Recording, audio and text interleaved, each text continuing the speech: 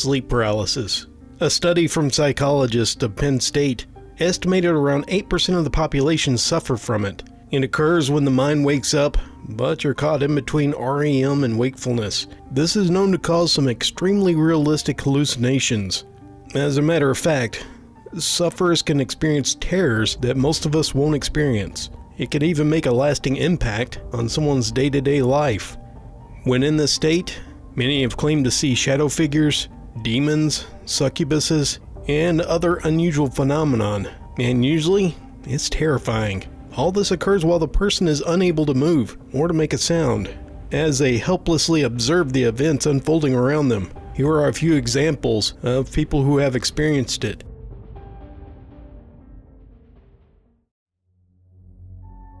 It happens every time I fall asleep on my back. I wake up, and I can't tell if my eyes are open or closed, but I see the whole room.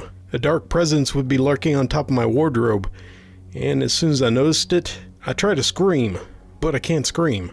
I can't even move. The darkness, it seems to slither down the side of the wardrobe, goes across the floor, then it looms over the edge of the bed. It creeps up all over me, trying to invade every orifice. I feel an immense pressure, like I'm being pinned down, and it's pushing its way into my eyes, in my ears, and my mouth. The darkness then screams this terrible screech into my face. I'm trying to scream back, but I can't, until eventually I manage to jerk my head up, and everything disappears. I'm alone in the darkness. It's some of the most terrifying experiences of my life.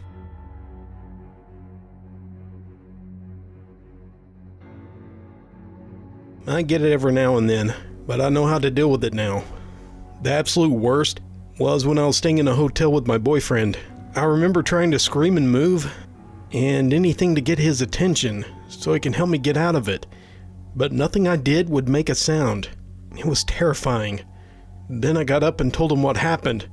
He bolted upright, and he started to strangle me, and finally, I woke up, incredibly shaken. But I'm glad it wasn't real. Honestly, that was the scariest situation in my life.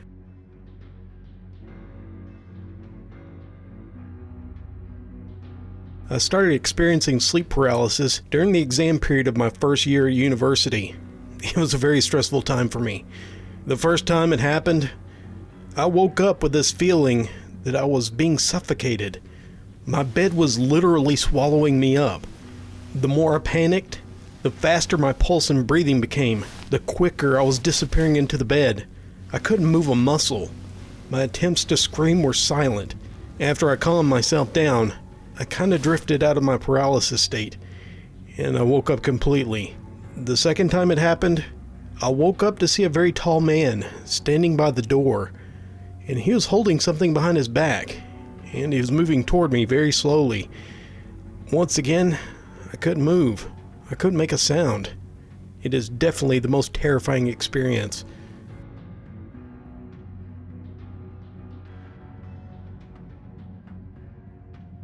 I see manifestations of horrors in my bedroom at least once a week.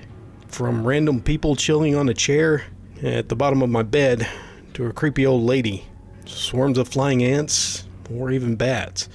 The worst thing I ever saw was someone hanging right above my head. I couldn't move. I wanted to cry. I couldn't sleep in my room for a few nights after that. The likelihood of it happening increases whether there's someone else in my room. This is really awkward. Recently, some Tinder guy told me that in the morning, I was like from The Exorcist, and he wasn't talking about events when I was awake.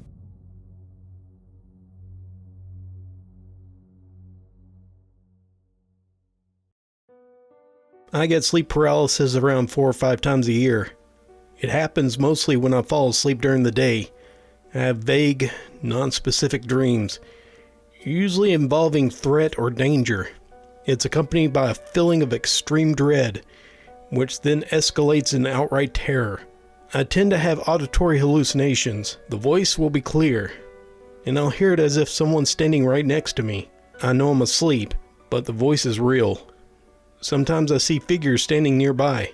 I try to scream, but I can't make a sound. I try to run, but I can't move. Somewhere in my mind, I'm aware that I'm asleep, but I can't wake up, and I can't move. I'm pinned down. The only way to come around is just to let the terror overwhelm me. Then I slowly come to.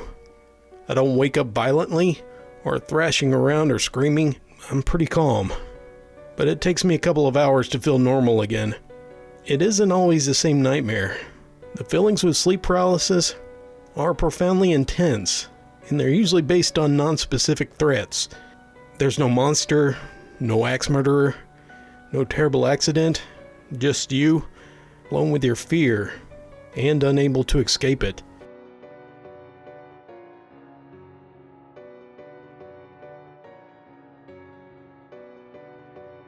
I was living at home with my mom. I was unwell, so I was in bed all day. My mom was at home with me. I must have fallen asleep. I never heard her open the bedroom door, but I felt her weight on the bed right beside me. I heard her pick up my cup of water and checking if it needed refilling, and I felt her brush my hair out of my face. Then all of a sudden, she began to choke me. I felt her hands around my neck. I couldn't open my eyes, as if they were glued shut. I tried to raise my arms to break free, but it was as if they were nailed to the mattress. I struggled to breathe. I felt myself getting lightheaded. Then all of a sudden, it went. I could open my eyes and I could move. My mom, she was nowhere to be seen. As a matter of fact, she was upstairs at my neighbor's house.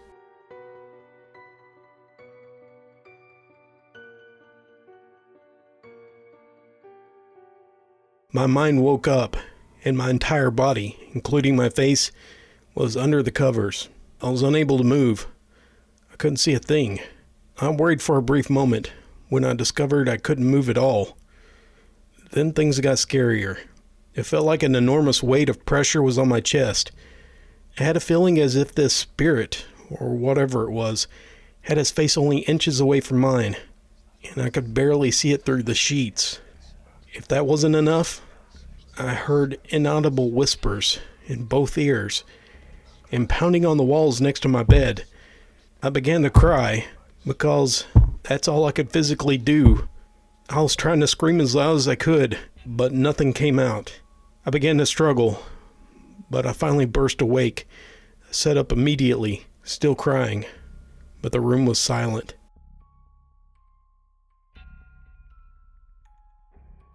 I was laying in bed one night when I realized that my body was rigidly locked in place.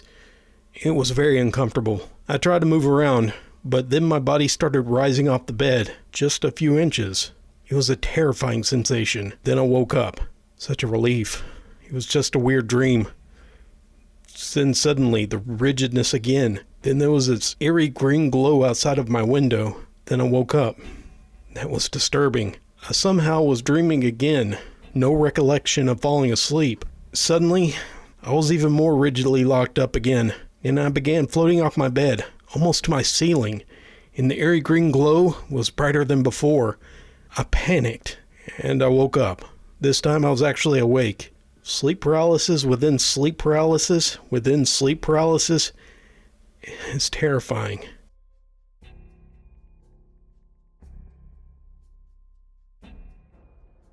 I was sleeping next to my mom in a hotel room. I kept waking up. Then I realized I couldn't move. I tried to wake up my mom, but nothing. I kept drifting in and out of sleep. I didn't know what to do at all. In this experience, I floated to the ceiling of the room. Then I saw my mom being ripped to pieces, screaming in agony as blood was pouring all around the room. The second experience is when I saw two people standing over me, and they were cooing at me, but they had no eyes.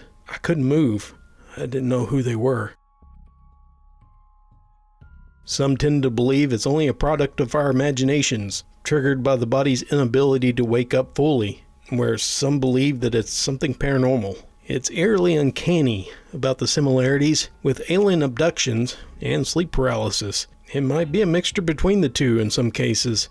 You might think this is an outdated belief, proven by science to be nothing more than hallucinations. Regardless, it is fascinating to hear these accounts, although I don't think I ever want to experience them myself.